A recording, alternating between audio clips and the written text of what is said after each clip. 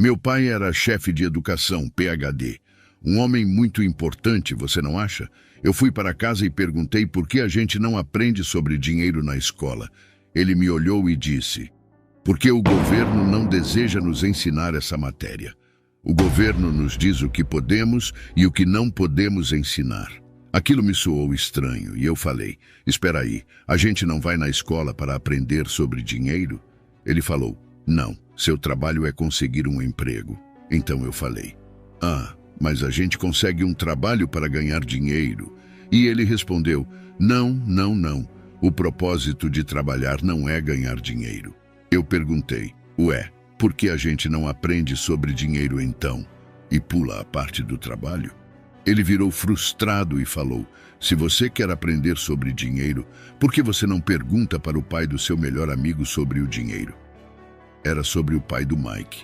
Então perguntei: mas por que o pai do Mike?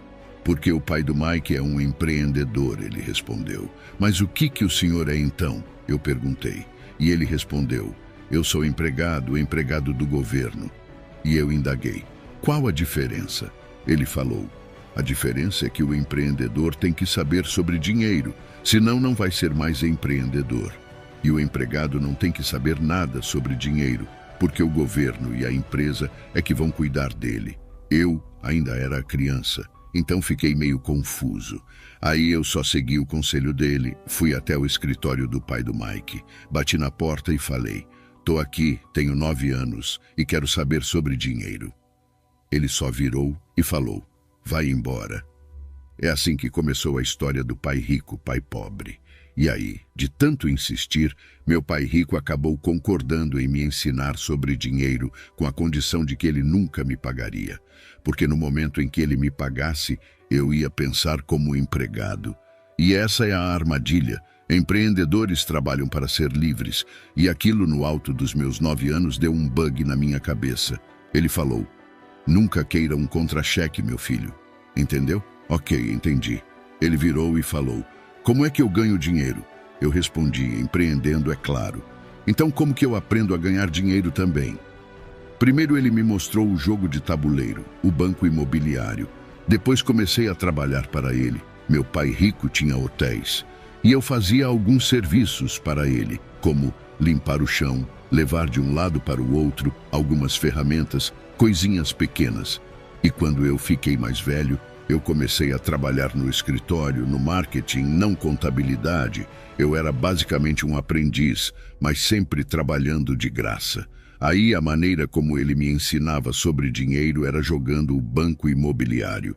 Até que um dia eu fiquei de saco cheio. Eu virei e falei: quando você vai me ensinar sobre dinheiro? Então ele me respondeu: o que você acha que a gente está fazendo? Eu falei: jogando banco imobiliário. E ele: não é apenas jogando banco imobiliário. Então fiquei confuso e perguntei: o que nós estamos fazendo? E ele: estou te ensinando sobre dinheiro. Por exemplo, você está aprendendo como comprar propriedades e alugar, comprar e vender, comprar barato e vender por um preço mais elevado? Essa é uma das fórmulas mais lucrativas para ganhar dinheiro. Tem muitas fórmulas para se ter sucesso com dinheiro, tem milhares delas, mas uma das melhores é jogando banco imobiliário. Comprar barato e vender caro. Então perguntei: o que isso significa? Ele disse: uma das melhores formas de se adquirir grandes riquezas é jogar banco imobiliário na vida real. E ele perguntou: o que você acha que estou fazendo aqui? Então respondi: eu não sei. Aí ele me levou para fora e mostrou sua casa e seus hotéis. E já tinham se passado 10 anos. Eu já tinha 19. Estava numa escola em Nova York. Foi quando eu voltei para o Havaí. Meu pai rico já tinha comprado um pedaço de terra maior do que a metade da praia do Waikiki.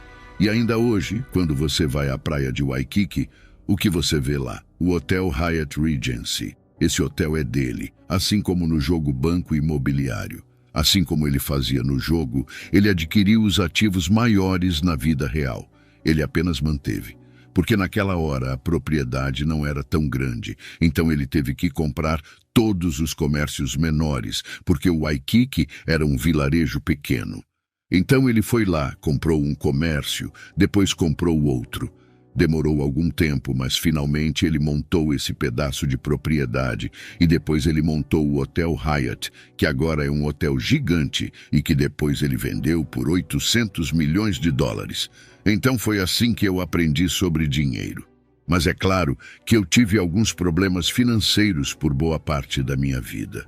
Teve gente que me apunhalou pelas costas, mas isso foi bom, porque me fez crescer. Esse é o espírito da coisa. Sim, as pessoas que têm medo de errar, como ensinam na escola, não crescem nunca, porque no mundo espiritual que existe o bem e o mal, certo e errado, o alto e o baixo, e as pessoas só querem estar certas, ser positivas, e na realidade não é sempre assim. Eu não era de uma família muito pobre pelos padrões da época, mas eu era de uma família que tinha uma atitude pobre. Vou te explicar. A pobreza começa com uma atitude fundamental. A pobreza é um negócio que se transmite, se ensina nas famílias e para as pessoas que agora mesmo estão sentadas em casa com problemas financeiros, porque ganham pouco em seus empregos, ou até mesmo ganham muito, porém estão fazendo o que não gostam. Talvez ela aprendeu assim. Talvez o senso comum ensinou assim. Trabalhe duro para ter alguma coisa, ou que os ricos não são pessoas boas, essas coisas. O sistema escolar não quer te ensinar sobre dinheiro, porque o sistema escolar foi planejado para te ensinar a ser empregado, o que é importante ter um médico, um advogado, um especialista, mas não ensinam sobre dinheiro.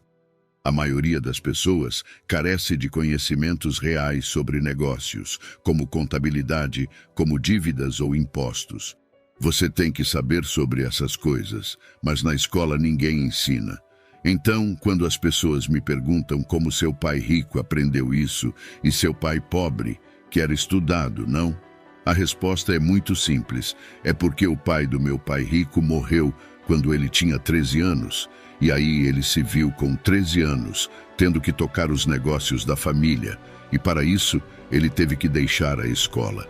Por isso foi uma bênção. Às vezes a bênção vem assim. No começo pode parecer algo de muito ruim, mas depois se torna uma bênção.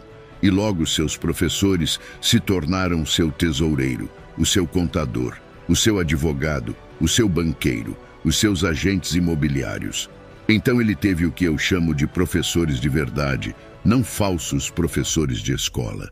A maioria dos professores na escola não seguem a ética, ensinam matérias que na verdade eles não praticam. Uma vez eu perguntei para um professor: professor, estou no meu 3º ano de cálculo e esse negócio de força dos materiais, será que eu vou usar isso algum dia na vida? Ele virou e falou: não. E eu: então por que você ensina? E ele falou: porque me pagam por isso. Mas você já usou alguma vez? Não. Então, se eu posso dar um conselho para as pessoas, eu quero dizer: busquem professores de verdade mesmo, não professores de mentira. Um professor falso é aquele que não faz o que ensina, e um professor de verdade faz o que ensina todo dia. Os contadores, meus advogados, estão fazendo isso todo dia.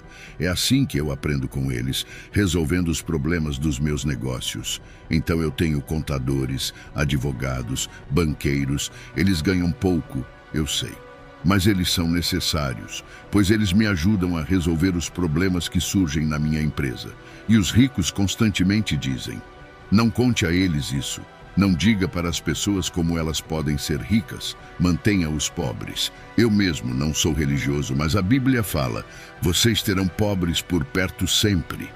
E esta é uma dura realidade. Toda pobreza começa a surgir na mentalidade primeiro, e depois que cria raiz, afeta sua vida toda. Você fica constantemente afirmando coisas negativas sobre si mesmo.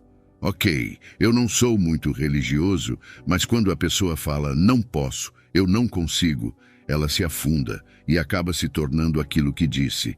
Meu pai pobre falava isso constantemente, e meu pai rico dizia: é por isso que ele é pobre. Um pobre diz: como é que eu vou comprar isso? Nunca vou poder pagar.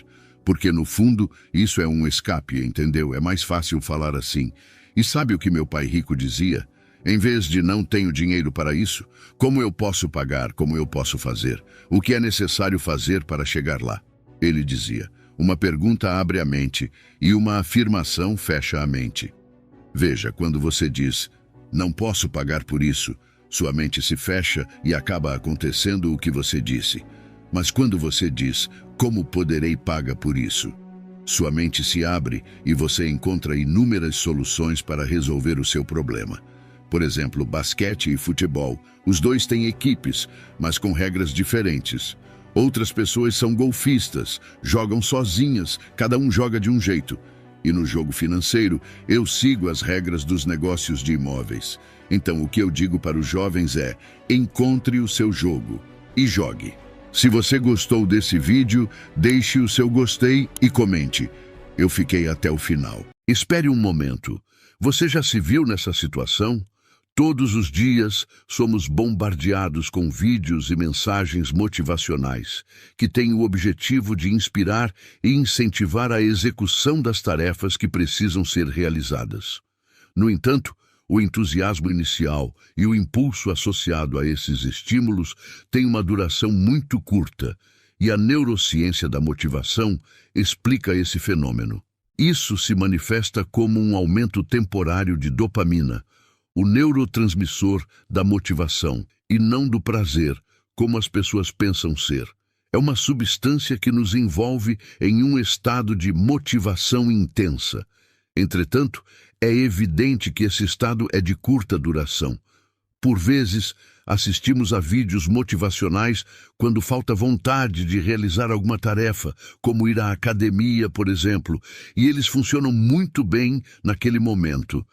No entanto, tentar contar sempre com esse tipo de motivação em picos não é suficiente para manter hábitos, disciplina e autocontrole, e nesse viés que os ensinamentos estoicos estão presentes para te guiar e te ensinar a lidar com essas questões, e com isso sabemos o que realmente desejamos, que é uma motivação intrínseca, de longa duração, que se assemelha a um recipiente sendo gradualmente preenchido com água, em oposição ao primeiro tipo, caracterizado por pequenos furos no fundo do balde, onde a água pode ser despejada, mas não permanece. Aprecio muito o seu apoio deixando um like nesse vídeo. Por favor, clique no gostei agora. Se nossa jornada envolve a realização de um objetivo, a repetição é fundamental. E por mais óbvio que pareça, não existem atalhos para alcançá-lo. Portanto, podemos abordar tarefas e pensamentos como pensamentos estoicos, que nos fazem refletir sobre o verdadeiro significado de coisas simples, como dietas, exercícios e estudos de maneira mais inteligente. Porém, é de suma importância que a constância e a repetição devem sempre estar em primeiro plano. Não é verdade? Assim, é possível que alguém esteja altamente motivado em um momento específico, mas não faça progresso substancial devido à falta de reforço desse estado. Como resultado, muitos lutam internamente para se envolver em ações repetitivas pelo tempo necessário para atingir seus objetivos.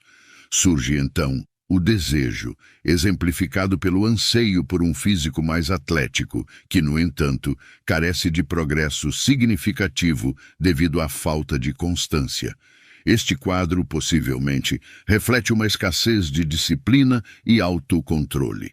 Acredito que a disciplina, autocontrole e uma mente estoica são a chave que falta para abrir a porta que leva à realização de nossos objetivos.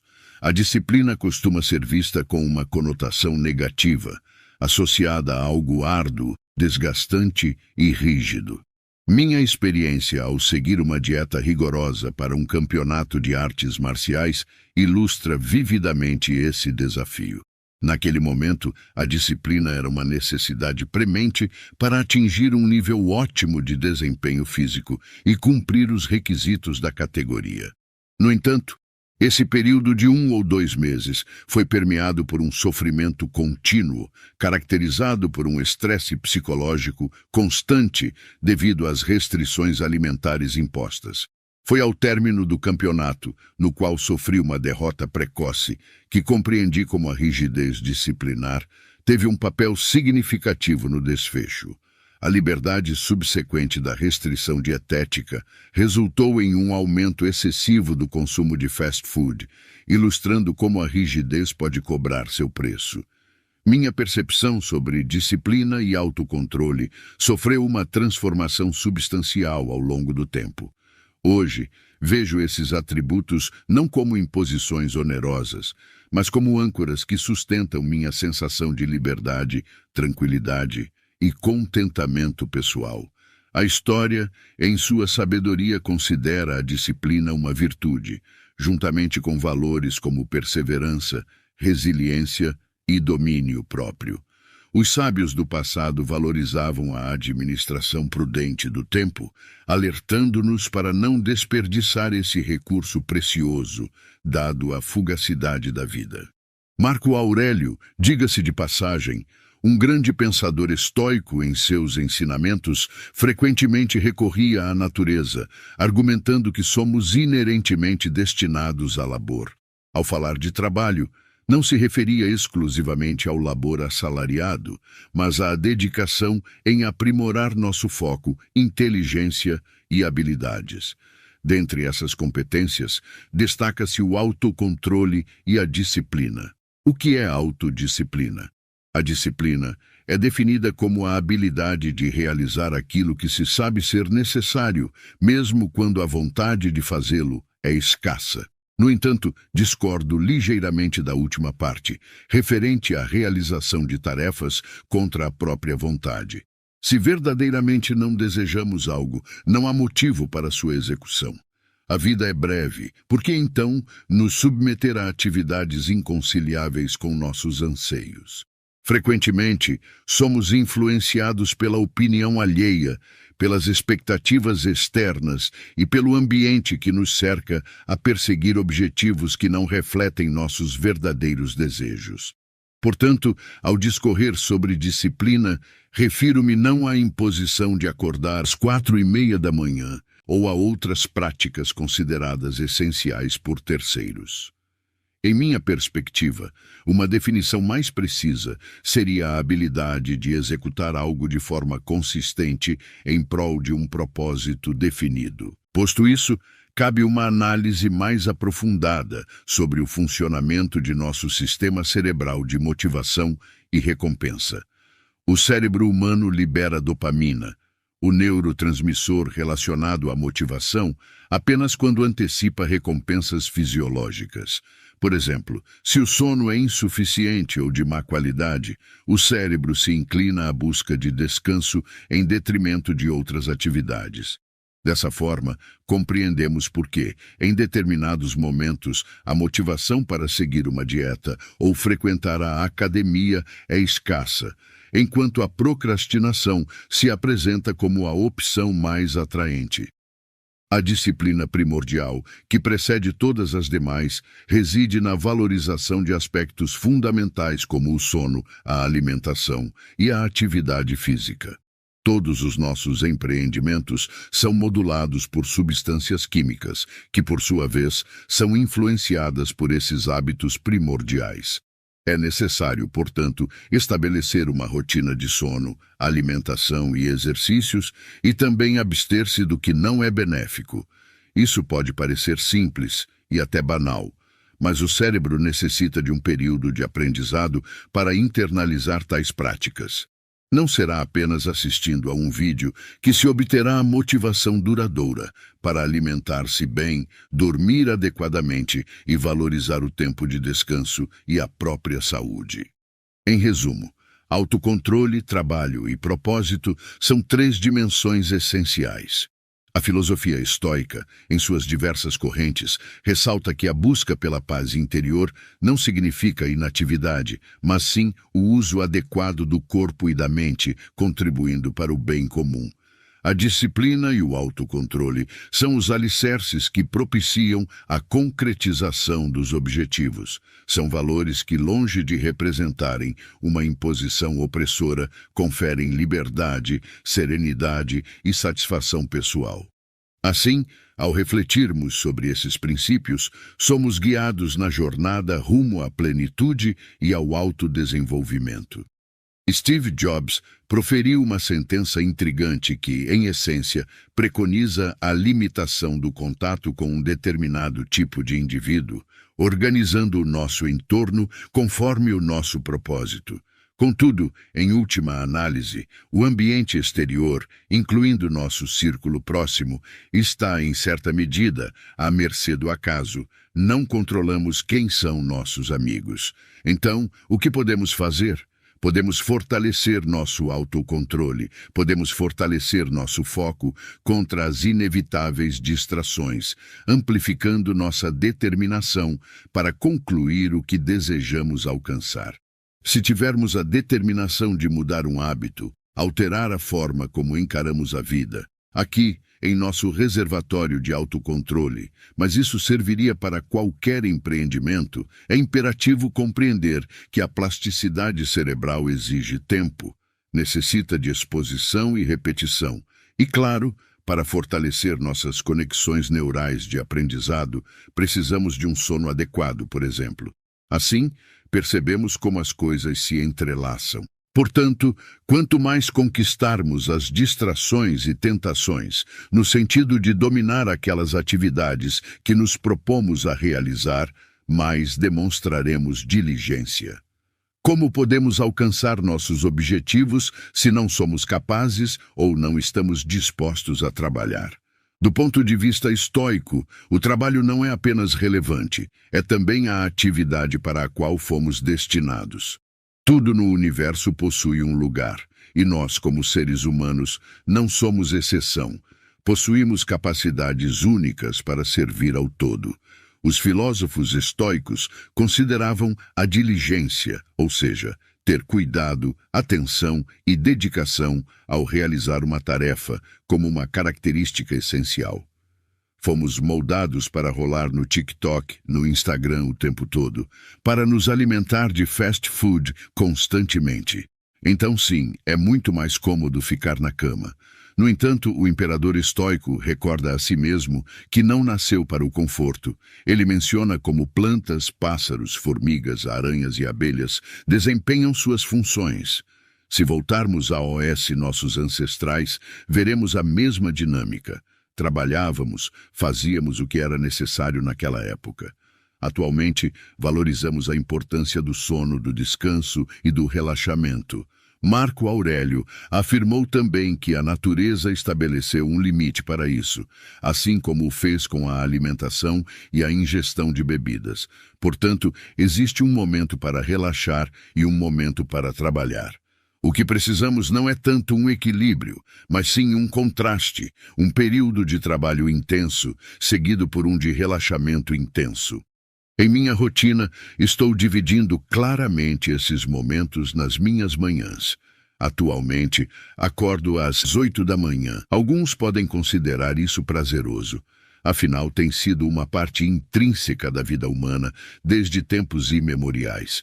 Para facilitar esse processo, podemos buscar atividades que estejam alinhadas com nossas próprias naturezas individuais. Assim, por exemplo, Hércules, devido à sua natureza, estava apto a proteger os mais frágeis, pois possuía um corpo forte e atlético. Ele realmente estava pronto para isso. Outras pessoas podem ser mais adequadas à escrita, à arte, à ciência, à tecnologia. A natureza nos dotou de características únicas e, do ponto de vista estoico, ao avançarmos, devemos perseguir aquela estrela no céu, seja lá o que isso represente. A maneira mais fácil de levar uma vida indisciplinada, como aquele parente folgado que bebe cerveja, fuma cigarro e não realiza nada, é não ter objetivos específicos. E, naturalmente, sem metas ou objetivos claros, direcionamos rapidamente nossa energia para atividades sem valor a longo prazo. Marco Aurélio ressalta que também devemos evitar ocupações alheias.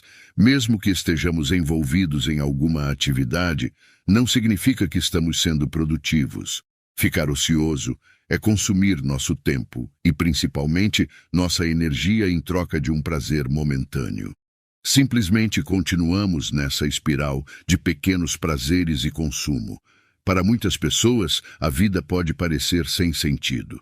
No entanto, considerando o desgaste provocado pela modernidade, Marco Aurélio aconselha: vá devagar, mas vá até o final. Se o seu bem-estar é importante para você, seja o seu próprio salvador enquanto puder. Será que por falta de objetivos claros, vamos permitir que outros façam escolhas por nós, quando temos a capacidade de decidir por nós mesmos? Vamos vaguear sem rumo, ou melhor, ser levados pela vida como folhas ao vento? Ou vamos aproveitar nosso único e verdadeiro poder, que é a habilidade de escolher e agir? Ao ser disciplinado consigo mesmo, tudo se torna muito mais simples, e é assim que o foco, o hábito, o autocontrole e a disciplina fluem naturalmente. Então é isso, pessoal. Espero que tenham apreciado este vídeo. Se tiverem alguma pergunta, deixem nos comentários. Vou ler todos e preparar um vídeo respondendo às suas perguntas. Inscrevam-se no canal. Um grande abraço a todos e até o próximo vídeo. E não vá embora agora. Assista outro vídeo no nosso canal que está repleto de sabedoria para você.